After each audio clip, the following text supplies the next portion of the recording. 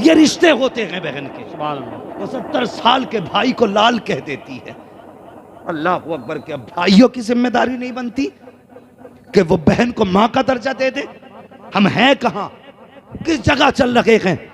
अल्लाह माफ करे, बहनों की इज्जतें किया करो, इनकी कदर किया करो। ये चली गई तो नसीब नहीं होंगी। मैं अर्ज कर रहा था, बहनों को समझना है तो स्कूल के बच्चों को कभी देखो, जब स्कूल से ही आए इन्होंने टाई कहीं फेंकी, शर्ट कहीं फेंकी, पैंट कहीं फेंकी, कैप अलग बस्ता अलग। बहन ने देखा भाई आया है बस्ता लेके थक गया है, अल्लाह अकबर। ये नहीं कहती भाई तूने बस्ता कहाँ डाल दिया है, ये नहीं कहती कपड़े साइड से रख दे। वो देखती रहती है, मुस्कुराती रहती है। एक कपड़ा उस कोने में पड़ा है, दूसरा कपड़ा उस कोने में पड़ा है। बहन सारे कपड़ों को इकट्ठा करती है। कल भाई को स्कूल जाना है, कहने से पहले इसकी ड्रेस तैयार की जा रही है। प्रेस कपड़ों में बहन ने की है, मेहनत करके मजदूर बन के धुलाई बहन ने की है। कपड़े तैयार हो जाते हैं, अगले दिन स्कूल का वक्त है। बहन भाइयों को उठाती है, माथा चूम के कहती उठ जा मेरे चांद, सुबह हो गई है, उठ जा मेरी जान, सुबह हो गई है। कितने प्यारे लहजे बहन के होते हैं। जब तुम स्कूल जाया करते थे, कौन सा मीठा लहजा था जब बहन ने तुम्हारे लिए इस्तेमाल न किया।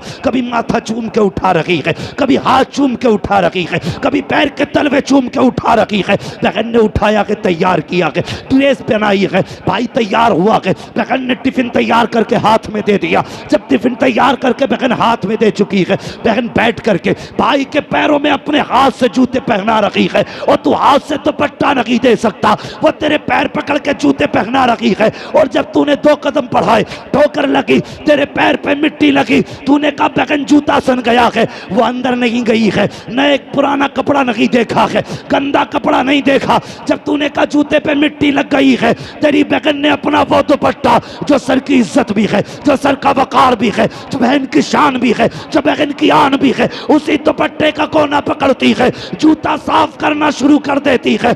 ये नहीं देखती दुपट्टा मैला होगा कि नहीं, मुस्कुराती रहती है, जूते साफ करती रहती है। कसम खुदा की लहजा बताता है, ए भाई ये तो दुपट्टे की बात है, अगर जरूरत पड़ जाए आवाज दे देना, बहन अपने जिस्म की खाल लेकर के हाजिर हो जाए। क्या बात है, वाह वाह, सुभान अल्लाह। नारे तकबीर, नारे रिसालत, मसलक के आला हजरत। इज्जत करेंगे बहनों की। क्या बात है, वाह वाह। बोलो जी इंशाअल्लाह, बोलो इंशाअल्लाह। इंशाअल्लाह। बहनों की इज्जत करो। सैयदा ज़ैनब ने कहा था जब जात शान वाली है तो सदका भी शान वाला ही होगा। वाह। क्या करना चाहती हो बहन? फरमाने लगी इजाज़त दें मैं आपके नाम का सदका दूं। क्या दोगी? आपने गर्दन झुकाई, कहने लगी हुसैन मेरा जी चाहता है मैं तेरे नाम के सदक़े पे बेटे कुर्बान कर दूं। सुभान अल्लाह, सुभान अल्लाह, अल्लाहु अकबर। ये बहन होती है, ये बहन होती है। खुदा के वास्ते इज्जत करो, कदर करो बहनों की, रिश्तों की कदर करो। आज दौलत ने फासले बढ़ा दिए, दौलत ने। भाई के जेब में अगर टके आ गए ना कुछ, तो सबसे पहले अपनी दौलत का रोब अपनी बहन को दिखाता है, अपनी बहन को सबसे पहले दौलत का रोब। बहन कहती भाई किसी दिन आ जाना, अगर तू आएगा तो मेरी इज्जत बढ़ जाएगी कि इसका भाई मास्टर है, इसका भाई कलेक्टर है, आना किसी दिन मेरी इज्जत भी बढ़ा दे। वो तो कुछ और सोच के बुलाती है, लेकिन जब ये जाता है ना तो जाकर के पहले बिस्तर झाड़ता है, औकात दिखाता, औकात अपनी। ये झाड़ के बिस्तर दिखाता है कि तेरे बिस्तर इस लायक नहीं जो तेरा मास्टर भाई इस पे बैठ सके। औकात दिखा रहा है बहन को। वो बहन जब बर्तन देती है खाने के लिए तो प्लेट उठा के यूं देख रहा है, अगरचे वो धो के लाई है लेकिन ऐसे देख रहा है, देख के कहता है एक बार और पानी निकाल दो। क्यों? ये दिखा रहा है ना कि तू गरीब है, तेरे बर्तन इस लायक नहीं कि तू अपने भाई को इसमें खाना खिला सके। कसम खुदा की तू कितना भी बड़ा दौलत वाला हो जा, लेकिन मेरे हुजूर से बड़ा नहीं हो सकता है, मेरे हुजूर से बड़ा नहीं हो सकता। कैसे रिश्ते मेरे हुजूर ने निभाए, कुर्बान जाओ हुजूर के। कसम खुदा की, दीन दिया तो दीन बेमिसाल दिया, और अगर अखलाक दिया है तो अखलाक भी बेमिसाल दिया। बेशक, सुभान अल्लाह। कायनात में हुजूर जैसा अखलाक नजर ही नहीं आता, बेशक नहीं आता नजर। अल्लाह अकबर, कैसा अखलाक हुजूर का। इजाजत है बता दूं, 5 मिनट है आपके पास? बिल्कुल बिल्कुल जी, है ना अभी? जी जी। अगर तैयार हैं तो कह दें या रसूल अल्लाह। या रसूल अल्लाह। अल्लाह सलामत रखे। मैं सोच रहा था सो गए, लेकिन बड़ी गहराई के साथ आप सुन रहे हैं। अल्लाह आपको सलामत रखे। जरा मोहब्बत से कह दें या रसूल अल्लाह। या रसूल अल्लाह। और जवानों जैसी जवानी है ना, फिर वैसी आवाज भी निकाल लिया करो। हाँ, वैसी आवाज भी निकाल लिया करो। हम चौराहे पे खड़े होते हैं तो एक बंदा पूरा चौराहे सर पे उठा लेता है। चाय की दुकान पे बैठ के 2 बंदे पूरा दिन शोर करते रहते हैं, मोहल्ले वाले तंग आ जाते। वहां लोग कहते हैं ये चुप जाए तो नहीं चुपते, यहां लोग कहते हैं बोले तो बोलते नहीं। उल्टा क्यों करते हो? जरा सारे कहते हैं या रसूल अल्लाह। या रसूल अल्लाह। अल्लाह सलामत रखे। मैं रिश्ते बता के बात खत्म कर लूं। एक आखिरी, कायनात में मेरे हुजूर से बड़ा कोई है नहीं, है ना? नहीं है। हुजूर की कोई सगी बहन नहीं थी। कुछ लोग बहनों का हक बेच के मार के हज करने जाते हैं, अल्लाह हैं हज करके आते हैं बहनों का हक खा के, और कहते हैं ऐलान करना हाजी समीर आए हैं। ये भी तो एक बार कहते हैं कि हक खोर समीर आया है। बेटी का हक खा के हज करके आया था मैं, बताना एक बार। ये बताते हुए कलेजा पानी होता, हाजी समीर आए हैं, हाजी बशीर आए, कब्र में आ बेटे, पता चलेगा कहां से आया है। हाँ, किसी का हक ना खाया करो। मेरे हुजूर की कोई सगी बहन थी? बोले नहीं। नहीं ना, हुजूर की सगी बहन कोई नहीं थी, ना कोई सगा भाई था। क्यों नहीं था? मुफस्सिरीन फरमाते हैं अगर भाई या बहन होती तो वो हुजूर को भाई कहता। सगा भाई भी हुजूर को भाई कहे, ये खुदा की गैरत को गवारा नहीं है। हाँ, अब सुने, हुजूर की कोई सगी बहन? बोले, चैनल वाले भी सुन रहे हैं ना? हुजूर की सगी बहन नहीं थी।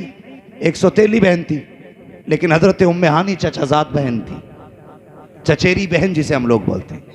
हजरत उम्मे हानी सबको मालूम है ना इनका नाम, क्योंकि इनका नाम महराज के साथ जुड़ा है, इसलिए हजरत उम्मे हानी का सबको नाम मालूम है। कौन उम्मे हानी है? हुजूर कभी दोपहर में आराम करना चाहते थे ना, तो इनके घर आते थे, और हुजूर इनकी खजूर की चारपाई थी, खजूर के बांधों की, उस पर हुजूर लेटते ना, ऐसे यूं हाथ रख के लेटते, तो हुजूर का पसीना माथे से टपकता, कलाई के जरिए कोनी तक आता, कोनी से बूंद बूंद करके नीचे टपका करता था। तो हजरत उम्मे हानी शीशी लगा देती थी, सारा पसीना हुजूर का उसमें इकट्ठा करती। जब कोई लड़की दुल्हन बना करती तो इत्र की जगह हुजूर का पसीना लगा दिया जाता था। हाँ, क्या बात है, वाह वाह, बेशक। ये हजरत उम्मे हानी है, ये हजरत उम्मे हानी। और जिसके हुजूर का पसीना लग जाता था उसकी 7 पुश्तें महका करती थी। बेशक, सुभान अल्लाह, सुभान। ये हुजूर का पसीना था, 7 पुश्तों तक नस्लें महकती थी। तो ये उम्मे हानी, हुजूर इनके घर आराम करते थे। जब ये ईमान लाई ना, तो एक रिवायत के मुताबिक शोहर ने इन्हें छोड़ दिया। आज हम कलमा पढ़ाए, हमने इसकी कोई कीमत नहीं दी है, कोई कीमत हमने नहीं चुकाई। आज बंदे मुसलमान कहलाते हुए शर्माते हैं अपने आप को। कल पिट पिट के वो कहते थे हम मुसलमान हैं, चर्बी पिघलती थी, कहते थे हम मुसलमान हैं। मुश्किल उस दौर में था मुसलमान होना। लोग कहते हैं आज मुश्किल, आज क्या मुश्किल है भाई? उन्होंने पत्थरों पे नमाजें पढ़ी, आज एसी में बंदे को मुश्किल लग रहा है? एसी लग रही है, कालीन बिछवा दी मुतवल्लियों ने, आओ भाई पढ़ो नमाज, हम एसी चलवाएंगे, जनरेटर चलवाएंगे, लेकिन फिर भी बंदा कहता बड़ा मुश्किल होता गर्मी में नमाज पढ़ना। आज मुश्किल है? या तब मुश्किल था जब कोड़े मारे जाते थे, तब मुश्किल था जब चटाई में लपेट करके धुएं की धुनी दी जाती थी, दम घुट जाता था, तब मुश्किल था ना। अल्लाह अकबर। उम्मे हानी ईमान लाई, शोहर ने छोड़ा, अकेली रह गई। हुजूर हिजरत करके मदीना शरीफ आ गए। 10 साल हुजूर के बगैर हजरत उम्मे हानी ने गुजारे। कोई कमाने वाला नहीं था। आज लोग पैसों के लिए कमाते हैं, कल लोग रोटी के लिए कमाया करते थे। सबसे बड़ा अमीर वो होता था जिसके घर में पेट भर के खाना होता था। आज खाने देखो, एक एक भगोने बन के फेंके जा रहे हैं, बने बनाए खाने। कभी हिसाब लगाया अगर ये खाना किसी यतीम गरीब के मुंह तक चला जाता तो कितने वक्त का उसके भूख का इंतजाम हो जाता? कभी हम नहीं सोचते, कभी ख्याल नहीं आता हमें। 10 साल इंतजार किया उम्मे हानी ने, 10 साल। 10 साल के बाद हुजूर तशरीफ लाए, फतह मक्का हुआ। जब मक्का शरीफ में हुजूर तशरीफ लाए ना, तो आज हजारों तलवारें हुजूर के साथ थी। हजारों तलवारें। जब मक्के की गली में गुजरे, उम्मे हानी के बच्चे की निगाह पड़ी, देखा, देख करके घर की तरफ दौड़े, कहने लगे माँ जिसको तू भाई कह के पुकारा करती आज हमने उसे देखा है।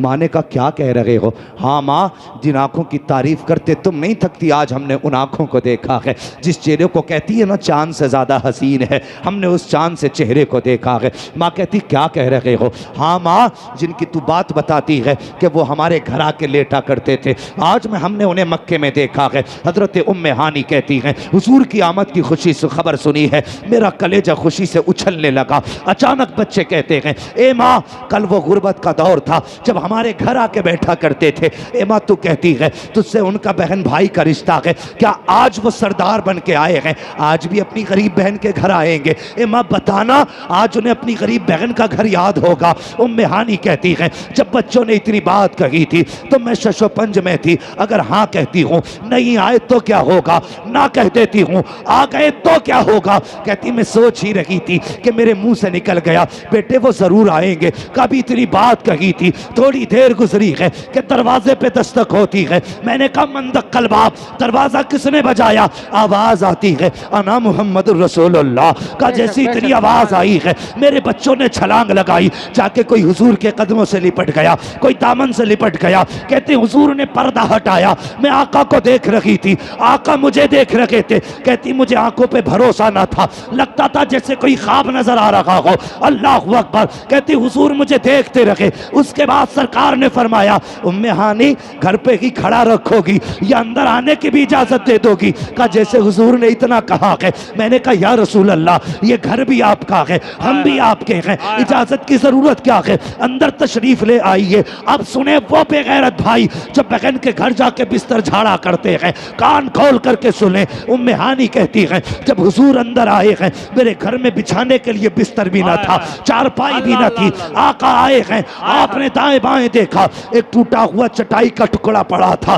बोरिया पड़ा था। कहते हुजूर उसी पे आके बैठ गए। कहती मुझे पैदा करने वाले की कसम हुजूर ने गर्द तक नहीं झाड़ी है, आज मक्के के फाते बन के आए हैं, लेकिन बहन के दरवाजे पर आए हैं तो दरवाजे पे आने के बाद आप बगैर मर्जी की इजाजत के अंदर दाखिल भी नहीं होते हैं, बगैर बिस्तर को झाड़े उसी चटाई पे बैठ जाते हैं। उम्मे हानी कहती है मैं हुजूर की सादगी देखती तो देखती रह गई। उसके बाद आका कहते हैं गुमान तो मेरा ये था सरकार मक्के में आए हैं, बड़े बड़े सरदारों ने इंतजाम किया है, लोग राहों में खड़े थे, किसी अमीर के यहाँ दावत रखी होगी, कहीं आका ने खा लिया होगा। लेकिन कहती कुर्बान जाऊं मैं उस लहजे के जब आका ने मुझसे कहा था उम्मे हानी भूख लगी है कुछ खाना नहीं खिलाओगी? का जब आका ने इतना कहा है, कहती मैं फौरन उठी हूँ, जाकर के किचन में चली गई। मैंने किचन में जाकर के एक एक बर्तन तलाश किया, का कुछ भी ऐसा ना था जो मुस्तफ़ा को बना के खिला देती। कई दिन का तो बच्चों का फाका था,